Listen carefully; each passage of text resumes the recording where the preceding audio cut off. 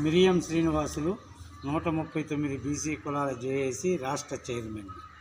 నిన్న రాష్ట్ర ముఖ్యమంత్రి చంద్రబాబు నాయుడు గారు కందుకూరు పర్యటన చేస్తున్నారంటే కందుకూరు నియోజకవర్గాన్ని ప్రకాశం జిల్లాలో కలుపుతారని ప్రజలందరూ ఆశించారు. కానీ చంద్రబాబు నాయుడు గారు సమయం సందర్భం వచ్చినప్పుడు కలుపుతానని చెప్పి ప్రజలందరినీ నిరాశపరచడం అనేటువంటిది జరిగింది.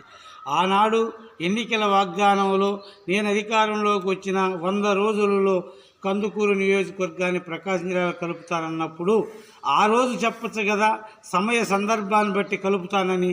అలా కాకుండా నీ చేతిలోకి అధికారం వచ్చిన తర్వాత ఈ విధంగా మీరు మాట్లాడటం సరైనటువంటి పద్ధతి కాదనేటువంటిది మేము రాష్ట్ర ముఖ్యమంత్రి గారికి విజ్ఞప్తి చేస్తున్నాం.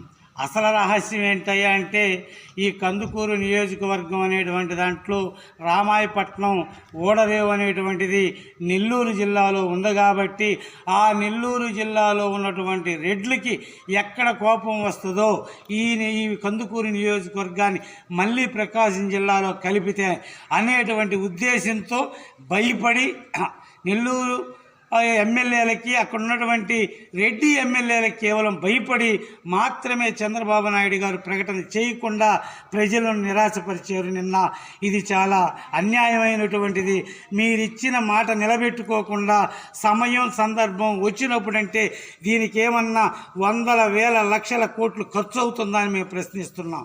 ఒక్కసారి నిర్ణయం తీసుకొని మార్కాపురాన్ని జిల్లాగా ఏర్పాటు చేసి అద్దంకిని కందుకూరిని ప్రకాశం జిల్లాలో కలిపితే సరిపోతుంది కదా.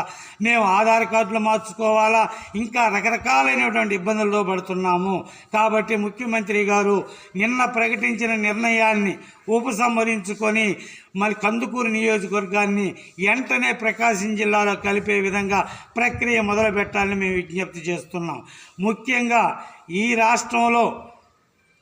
రాష్ట్రంలోనే కాదు, ఈ నియోజకవర్గంలో ప్రజలకే కాదు, ఉద్యోగస్తులు మిమ్మల్ని అడగలేక ఇబ్బంది పడుతున్నారు తప్ప ఉద్యోగస్తులు జిల్లా కలెక్టర్ గారిని కలవాలన్నా, ఎస్పీ గారిని కలవాలన్నా, డిఆర్ఓ గారిని కలవాలన్నా, ఏ ఒక్క ప్రభుత్వ ఉన్నతాధికారిని కలవాలన్నా కూడాను కింది స్థాయి ఉద్యోగస్తులకి కందుకూరు నుండి ఒక్కరోజు టైం పడుతుంది, 120 కిలోమీటర్ల ప్రయాణం పడుతుంది.